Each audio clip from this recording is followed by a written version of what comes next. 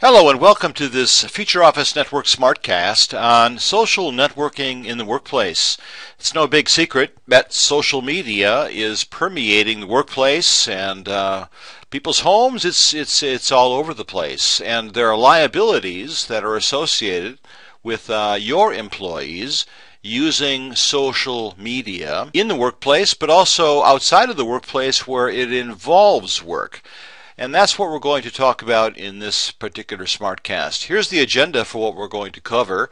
When can employers, you folks, be liable for employees' online conduct? New restrictions on employer regulation of employee use of social media, what you can and cannot do when employees do things on Facebook and LinkedIn and some of the other some of the other social media outlets that are out there. Can an employer sue an employee for on-duty Facebook use? A social media handbook. What do you have to do to avoid legal risks when hiring people? And perhaps you go out and check people's Facebook pages or LinkedIn pages and what they say on those particular social media sites. Can you use that information? How can you use that information? We're going to cover all of that. How to draft a social media policy that goes in your handbook that protects your business.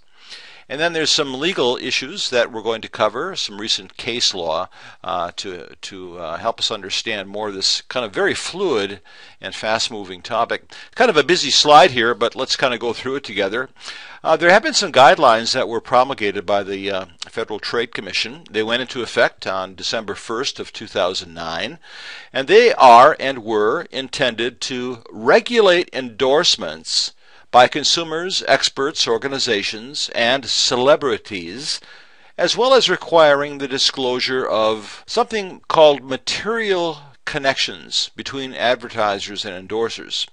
Now, the term endorsement is defined as any advertising message that consumers are likely to believe in reflects the opinions, beliefs, findings, or experiences of a party other than the sponsoring advertiser. Now, that could be one of your employees talking about one of your products, even if the views expressed by that party are identical to those of the sponsoring advertiser. So there's a liability there in terms of what your employees say about other products, competitive products, your products. The definition is clearly broad enough to cover social media, blogs, and posts made on review sites or forums. Under the new guidelines that have been put out with regard to the kind of liability you as an employer may have for your employees' online conduct. Under the new guidelines, advertisers and publishers must disclose in clear, unequivocal language the existence of any sponsorship of any advertising message. Now, in the previous slide, we identified what that is, and so if an employee is not trained and is talking about things of your business, it could fall very easily into this category, at which point the person would have to disclose certain things about who they are and how they relate to the company that has the product or service that they're talking about. In the context of social media, here are some of the situations that we at Future Office Network believe the guidelines would be applied to. Number one, a posting to the Facebook forum recommending a particular hotel. If the speaker was compensated in some fashion for posting the recommendation, well, the guidelines require disclosure. That may or may not apply. A tweet on Twitter recommending a product. Now, that one could very much happen. And if so, the speaker if the speaker is compensated in any kind of a way for posting the recommendation, the guidelines require disclosure. Now, it's a strategy that some employers will have employees that use social media for business purposes. And Twitter, as one of those media, can be used by employees as a public relations tool to easily get information out over the internet, over the web, over the social media sphere, to promote products of the company. When that is happening, what these guidelines require is a disclosure by the person, meaning perhaps one of your employees, of who they are and the fact that they are compensated because they are paid on company time for doing that. Are you doing that with your employees? If not, you should be. Number 3, a blogger's review of a product.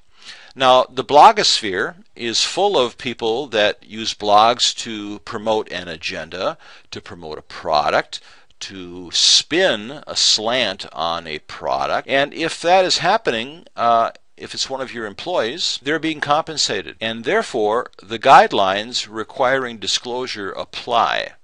Number 4, if an employee of a company, your company for example, recommends one of the company's products on a forum, anywhere, the existence of the employee-employer relationship would need to be disclosed. Now, you see this stuff all over the place if you just spend a few minutes on the internet, on some of the social media sites, particularly those that are kind of like more, well, chat room is an obsolete term, but where a forum where many people can come and talk about products and things. Blogs in particular are prone to this, where maybe the topic is specific to a certain blog, and people go on that blog because they're interested in that particular topic.